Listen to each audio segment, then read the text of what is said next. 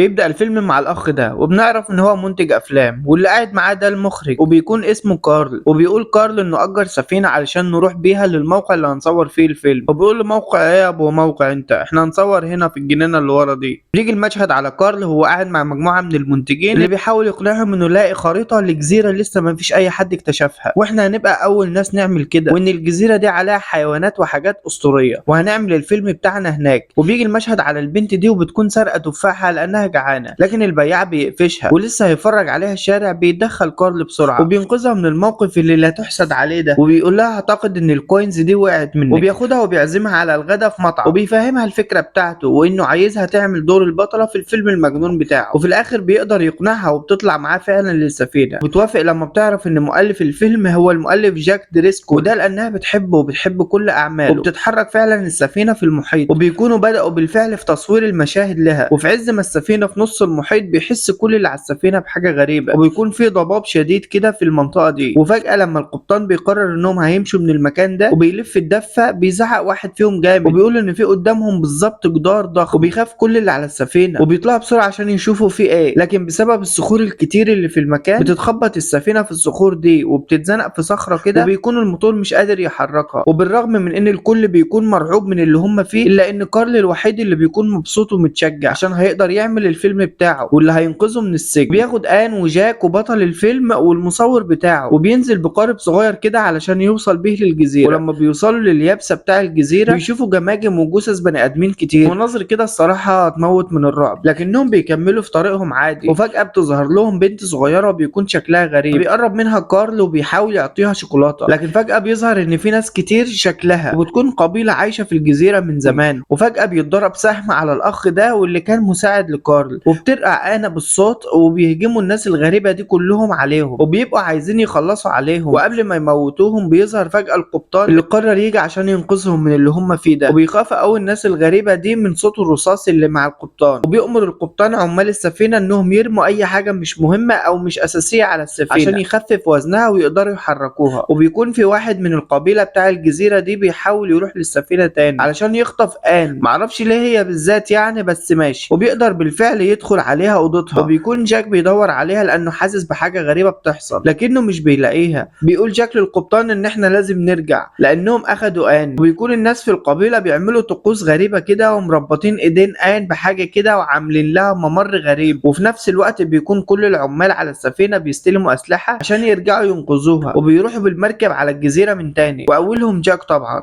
وبنشوف آن وهي متربطة من ايديها كده في حاجة خشب طويلة، وبنعرف ان القبيلة دي بيقدموها كقربان لوحش معين موجود معاهم على الجزيرة. وفجأة فعلا بيظهر غوريلا عملاقة قوي قدام آن وبيعمل غير المتوقع، وهو انه مش بيهاجمها لكنه بيمسح بايده عليها كده. وبيسمع القبطان صوت عالي قوي وبيبقى مستغرب ممكن يكون ايه ده. وكارل بيكون شاف كونج وده اسم الغوريلا العملاقة، لكنه مش بيقول انه شاف حاجة عشان يكملوا الرحلة الشيقة دي بالنسبة له طبعا. وبيكون كل العمال واقفين بأسلحتهم ومستعدين لأي حاجة، لكن فجأة بيظهر عليهم ديناصور ضخم شكله غريب وبيحاولوا يهربوا منه بسرعة وبيضربوا عليه نار. وبتكون آن مع كونج وبيكون ماسكها في ايده ورايح بيها لمكان معين. بتكون شايفة حواليها جماجم كتير فبتخاف، وبتلاقي حاجة كده بتشكها في ايده وبيسيبها تقع على الأرض. وبتكون بتحاول تهرب منه لكنه بيكون أسرع بكتير منها، فبيروح وبيقف قدامها وبياخدها ويروح لمكان تاني. وبيلاقي جاك العقد الغريب اللي كانوا ملبسينها لها ده، وبيلاقي فيه شعر منها، فبيتحركوا تاني علشان يدوروا عليها. وبيقفوا قدام ممر كبير كده وبيشوف جاك آثار رجلين ضخمة قوي، وبيتلموا كلهم عليه. بيعرفوا ان الكائن الضخم ده هو اللي اخدها، وبيكونوا كلهم في عالم وكارل ده في عالم تاني خالص. بنشوفه واخد الكاميرا بتاعته ورايح جاي يصور اي حاجة قدامه، بس دلوقتي بيكون قدامه ديناصورات ضخمة برقبة طويلة كده وبيكون مبهور بيها. وبيكون بيطلب من بروس وده بطل الفيلم بتاعه انه يجي في الكادر عشان يصوروا معاهم. وبيكون فعلا رايح بروس ناحيتهم وهو ميت من الرعب، وفجأة بيلفوا وشهم ناحيته بيكونوا هيجروا من حاجة، فبيجري بروس بسرعة وبيكون الجبل كله بيتهز لانهم ضخام قوي وبيجروا ناحيتهم كلهم. وبنشوف كارل وهو شايل الكاميرا بتاعته على كتفه وبيجري، وكل الديناصورات دي بتجري وراه وبيكونوا بيجروا بين رجليهم كده. وبيكون في وسط الديناصورات دي نوع ديناصورات تاني بس مفترس، وده اللي هم اصلا بيجروا منه. وبيفضلوا يجروا وسطهم شوية وبيكون في منحدر كده فبيتزحلق فيه الديناصورات الضخمة دي وبيقع جزء منهم في الوادي. وبيحاول كارل ينقذ ينقذ المصور بتاعه لكنه ما بيقدرش. وبنروح لآن واللي بتكون نايمة على الأرض كده قدام كونج وعاملة نفسها ميتة، وبيحركها كونج لكنها ما بتتحركش، ولما بيقعد كده بتتسحب بالراحة عشان تحاول تهرب منه، وبيشوفها كونج وهي بتحاول تهرب، وبعدين بتتدارى منه ورا طوبة كده، ولما بتهرب بيحاوطها بإيديه الاتنين من الناحيتين وبيزنقها كده، وبيكون باين عليه إنه متضايق علشان هي بتحاول تهرب منه. وبعدين بتقعد وبترقص وبتعمل حركات كده وبيكون مبسوط بيها، وبيكون زي اللي بيلعب معاها، وبتبقى كل ما تقوم بيزقها كده ويوقعها تاني، لكنها في الاخر بتكون هبطت. فلما بيجي يزقها المره دي بتزعق فيه وبتقول له لا، قلت لك لا،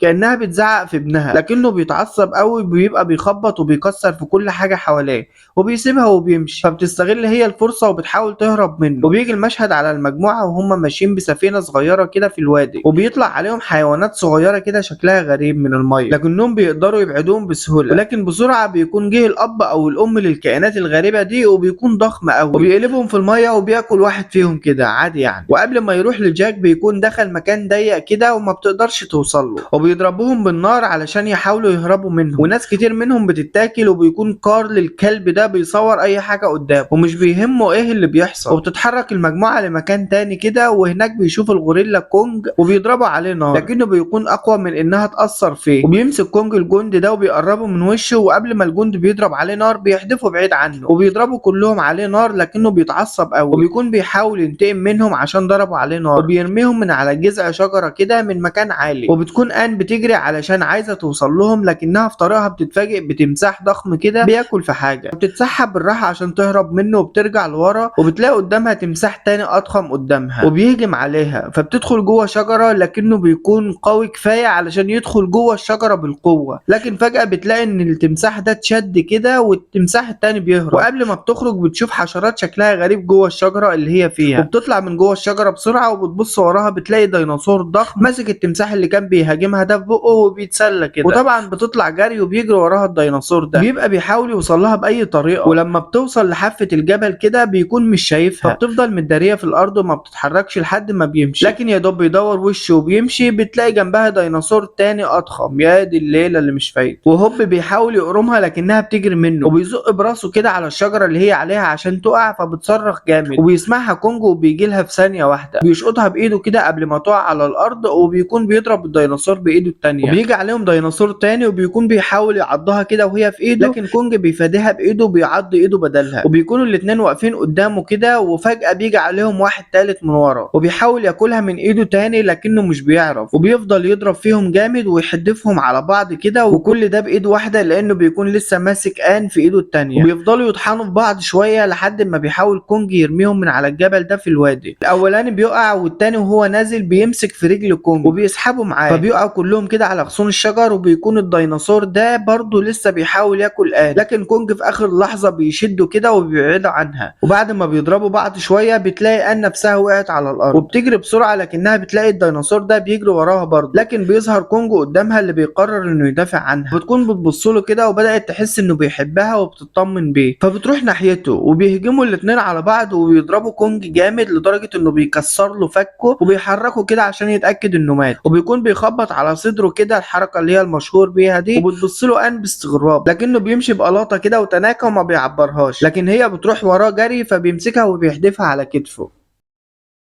وبنروح للمجموعة التانية وبيفوق جاك من الغيبوبة اللي كان فيها دي، وبنشوف كارل وهو محصور على الكاميرا اللي اتكسرت بكل الشرايط اللي صورها، وبيكونوا في مكان كده وبيهجم عليهم كائنات تانية جديدة غريبة بتهاجمهم، وناس كتير منهم بيموتوا هنا، لكن بيجي لهم تاني القبطان عشان يقوم تاني بدور المنقذ وبيقدروا يهربوا من المكان ده. وبنروح لآن وهي مع كونج اللي بيوديها لمكان رومانسي كده، وبيكون منظر الشمس مع المحيط خرافي، لكنه بيكون قاعد كده زي اللي زعلان منها، فبتروح تقعد في ايده قال يعني بتصالحه. ولما بنروح للمجموعة بنلاقيهم قرروا كلهم ان هم هيرجعوا الا دريكسل اللي بيحب آن، واللي بيقرر انه هيروح يدور عليها وهيرجع بيها. وبيقدر فعلا جاك دريكسل يوصل لها، وبتكون نايمة كده وبينادى عليها بالراحة، ولما بتصحى بتبقى عايزة تروح معاه، لكن بيصحى كونج وبيتضايق قوي، وبيكون في خفافيش كتير في المكان، فبيتلبخ مع الخفافيش كونج، وبتقدر تروح آن لجاك وبياخدها وبينزل بحبل كده من على الجبل، لكن كونج بيسحب الحبل ده بيه، فبيمسك جاك في خفاش من الخفافيش الغريبة دي عشان ياخدهم لأي مكان بعيد عنه. عنه، وبيتضايق قوي كونج وبيبقى هيتجنن لانه حب البنت دي. وبيكون كارل مستني حاجه معينه تحصل عشان ينزل لهم الجسر اللي بيقدروا يعدوا من عليه. اول ما بيعدوا السور العملاق بنشوف كارل واللي معاه مجهزين له خطه علشان يربطوه، عشان عايزين يخدروا كونج وياخدوه معاهم للمدينه. واول ما بيعدوا كونج بينفذوا خطتهم وفعلا بيقدروا يربطوه ويخدروه. وبتكون ان زعلانه ومتضايقه علشانه قوي، لكنهم بيكملوا في تخديره. وبتتضايق من جاك عشان بتفكر ان هو متفق معاهم. ولما بيستجمع كونج قوته بيرمي شويه منهم كده بعيد، وبيكون بيتحرك بس ورا ان لانه مش عايز اللي هي.